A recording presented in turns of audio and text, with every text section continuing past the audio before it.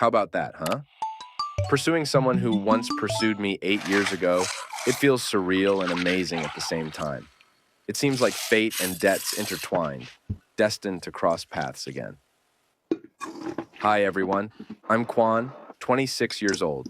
Back in high school, I was quite popular with the girls. Some liked me secretly, others openly. But being a student, I didn't reciprocate anyone's feelings. During our graduation, the girls in my class were quite bold.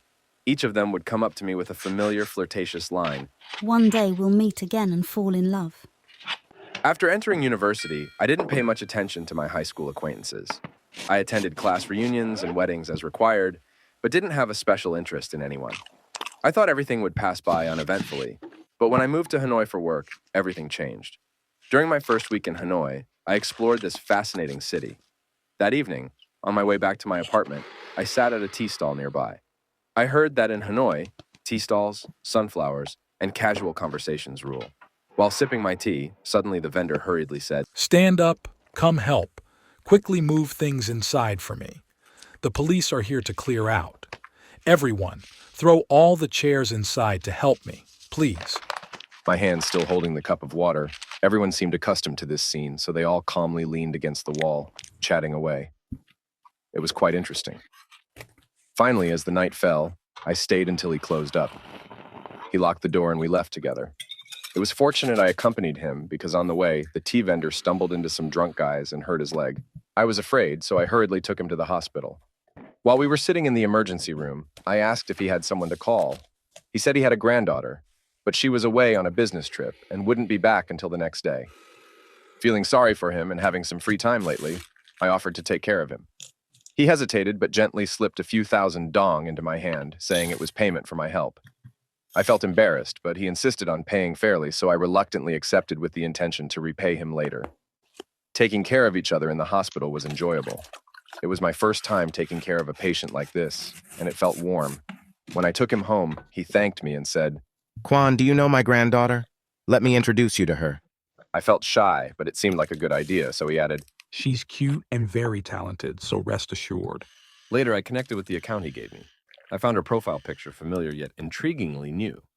Her name was Huyen Chi. Before I could do anything, I received a message from Chi, thanking me and saying he had already told her about me. We started chatting happily. She was very enthusiastic, initiating conversations every day, sending dozens of messages, exchanging photos, and updating each other about our lives. Gradually, I found myself liking her without even realizing it. However, due to my busy work schedule, we couldn't meet in person. During that time, our company offered a free English class for employees to study together. My language skills were poor, and in the past, I struggled to graduate without a tutor's help. On the first day of class, I was a bit surprised to see a girl named Chi, the granddaughter of the tea vendor. Throughout the lesson, I was so captivated by her presence that I forgot about studying. When class ended, she came up to me and gently said, "Hi, Quan. I'm Chi. Nice to meet you here." I smiled and replied, "Hi, Chi. Nice to meet you too. You look even more beautiful in person than in your photos." Chi smiled back and invited me to dinner.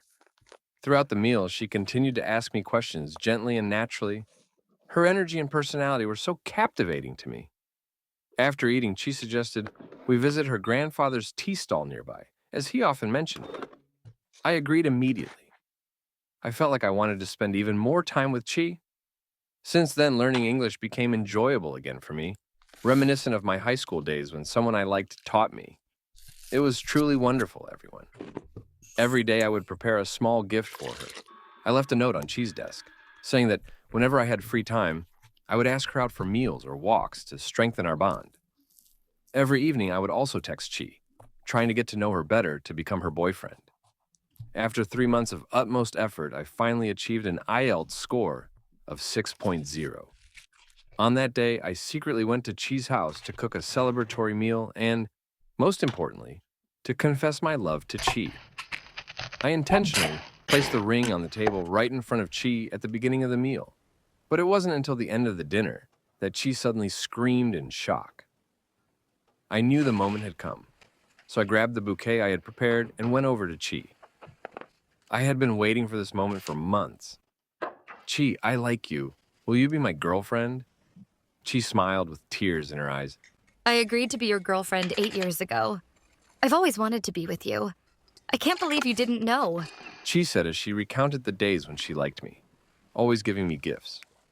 She was the one who confessed to me 5 times in high school, but I rejected her, leaving her under the scorching sun with 2 melting ice creams and tears of pain. She was also the one who told me that we would meet again one day and fall in love. Hearing this, I finally realized that Chi was that person, the one I had rejected. I held Chi tightly in my arms and promised that I would never repeat the past mistakes. I would love her with all my heart. I couldn't believe that the person who liked me 8 years ago was now my girlfriend and soon to be my wife. It truly feels destined. Whether it happens early or late, at the right time or not, fate will bring us together. I wish everyone to find their true love soon. Love, love.